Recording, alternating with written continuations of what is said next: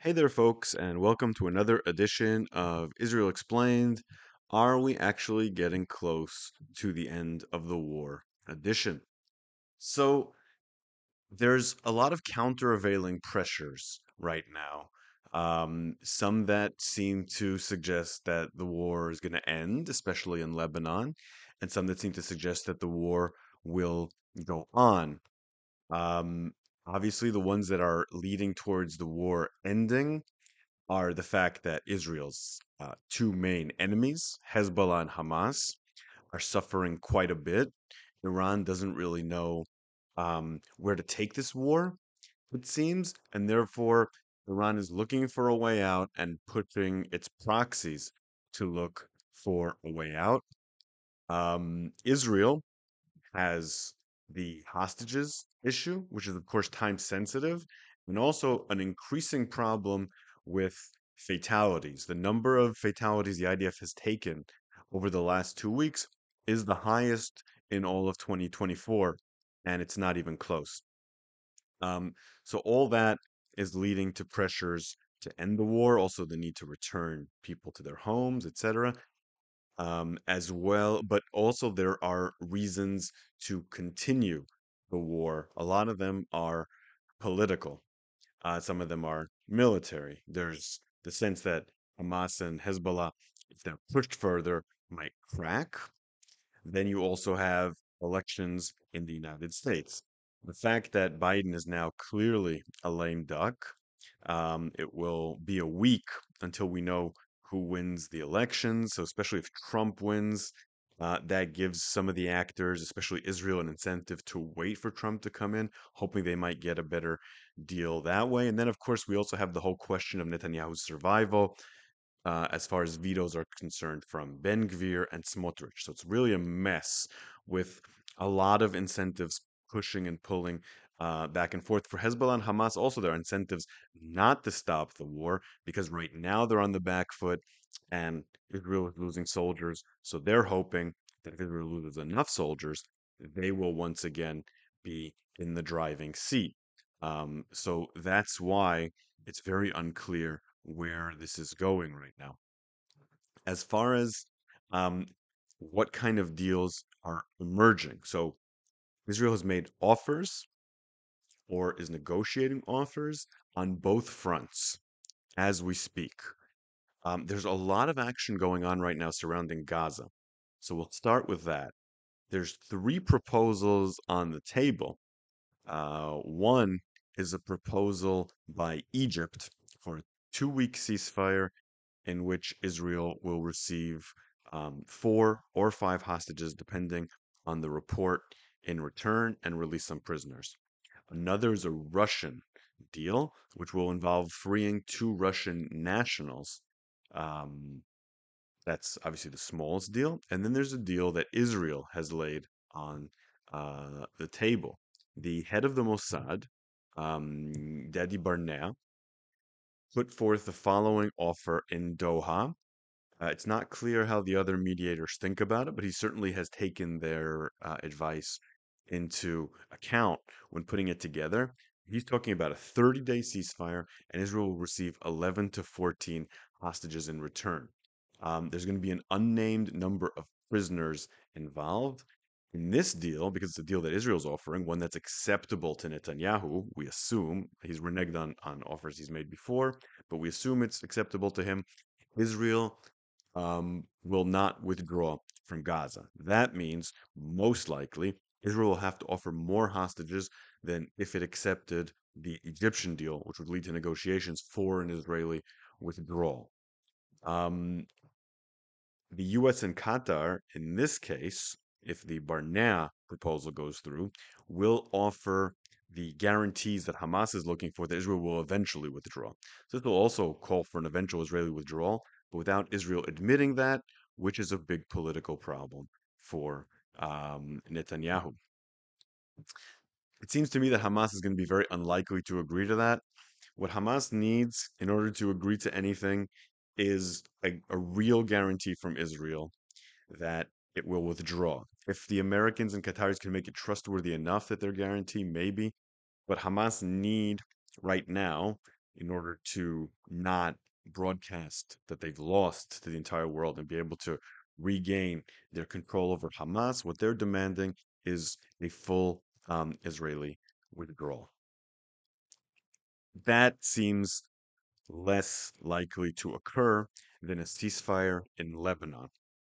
In Lebanon, after so long that U.S. envoy Amos Hochstein was negotiating what seemed like completely fruitless talks, things shifted once the Israeli military operation in Lebanon began to achieve a lot of its goals. The problem was never the negotiation, but it was the balance of power, which has now shifted.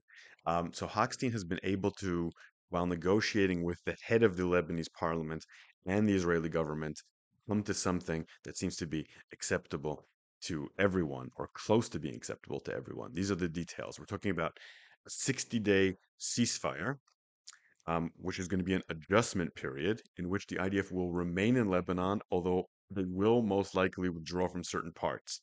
Which parts? I don't know. Maybe the villages in the second tier that IDF has entered recently. Probably not the areas completely adjacent to the border. There will be no new resolution. Rather, Resolution 1701, which is technically quite a strong resolution, but it's never fulfilled, will be applied more robustly. Hezbollah supposedly will be limited to above the Litani River. That's what was in 1701. It will also be somewhat further from Metula, the major Israeli city close to the border, than the Litani River. The Lebanese army will bring in 5,000 to 10,000 soldiers to the south, something they were supposed to do last time and did not do.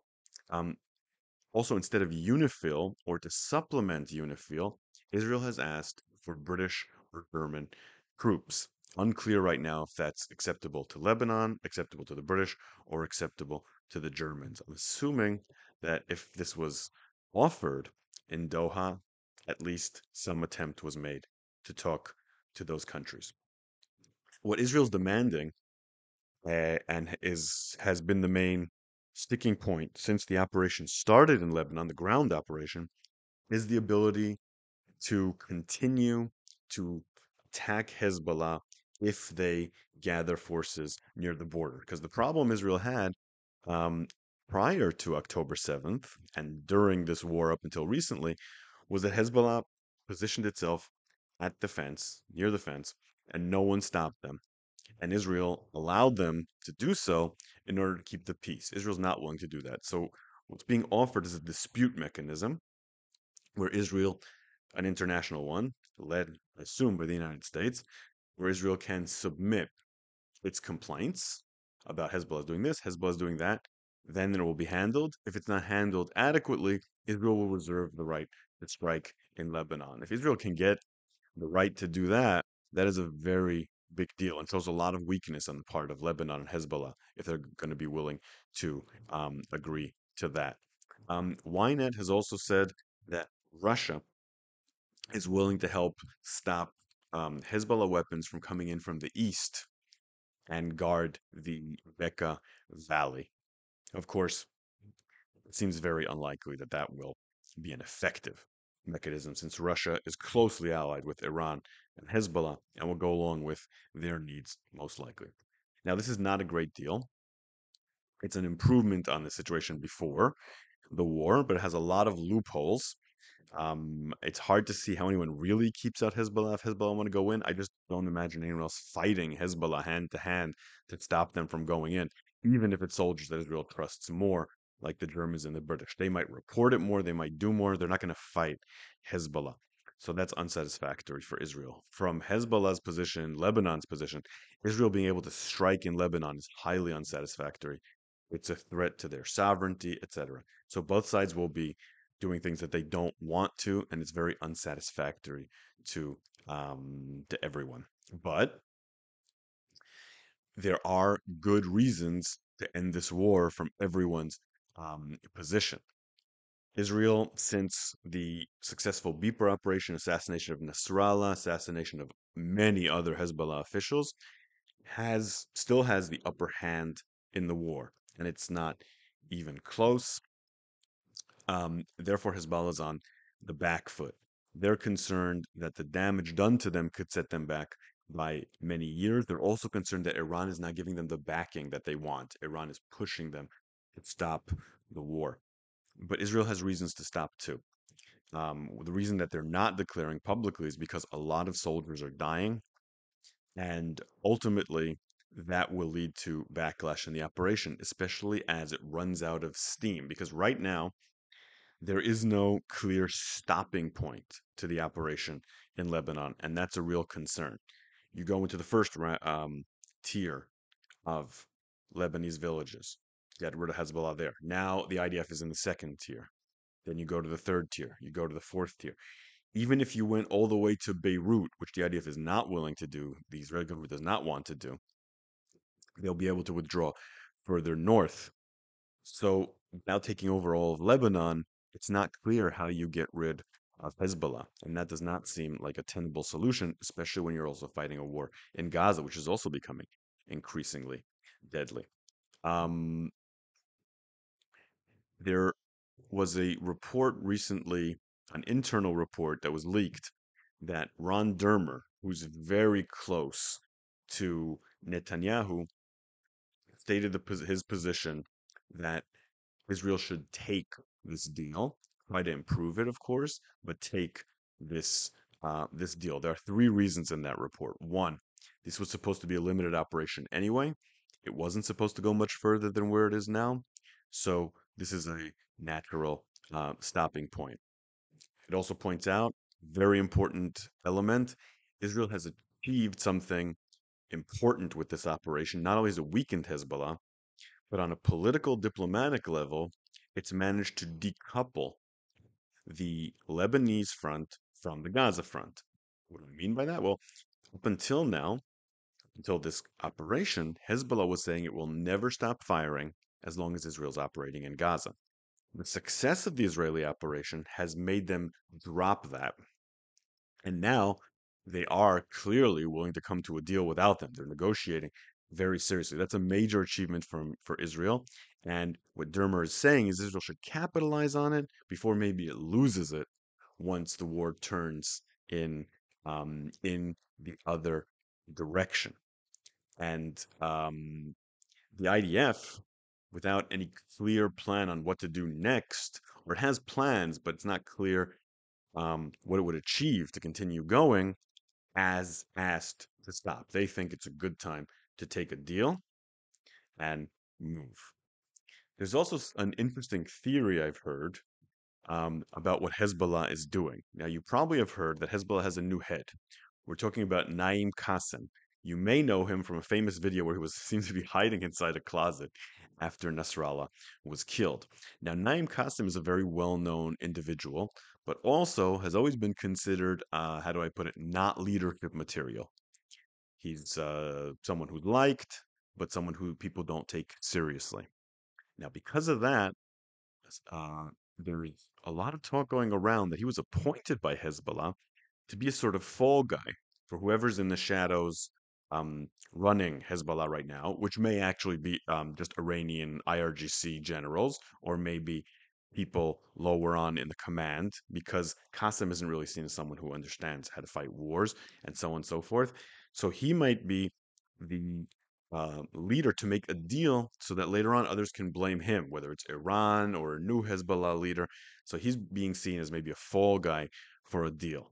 That might show that Hezbollah are really headed towards a deal, and that later, of course, once the situation shifts, and this is what we expect from Hezbollah, they'll try to distance themselves from the deal and continue to fight with Israel. Their entire reason for existing is fighting Israel. But right now, they need that deal for various reasons. I think that Ron Dermer's correct. I think the IDF's analysis is correct. I do have one big question that I think hasn't been addressed by this, and that is, will the Israeli people of the north feel secure enough to go home now? that's something that we really don't know. From what I've been seeing, um, of interviews with people from the north, I have a few friends from the north who I've talked to, estimates from the government. A lot of people who live there have said that unless the Hezbollah threat is eradicated, they're not going back. They don't want to go back and experience the shooting on them like they did before. They don't want their children to grow up in fear and terror. Completely understandable. And the question is, does this arrangement, does this agreement satisfy their need for security? Probably not, because Hezbollah will still be powerful and still be pretty close to the border, and it's hard to trust international peacekeepers in in that regard. But I'm not sure, unfortunately, that the continuation of the war will bring them more security. So that's a serious problem.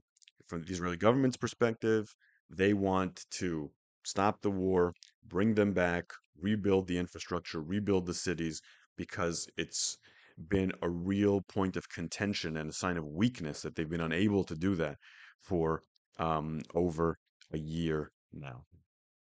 So let's hope that a ceasefire will be reached. Let's hope that Israeli soldiers, Palestinian civilians, Lebanese civilians stop dying. This nightmare is really taking its toll on everyone. We've all seen enough death. Okay, so I didn't have any real questions from you. I had a bunch of comments, so I'm not going to answer anything this time.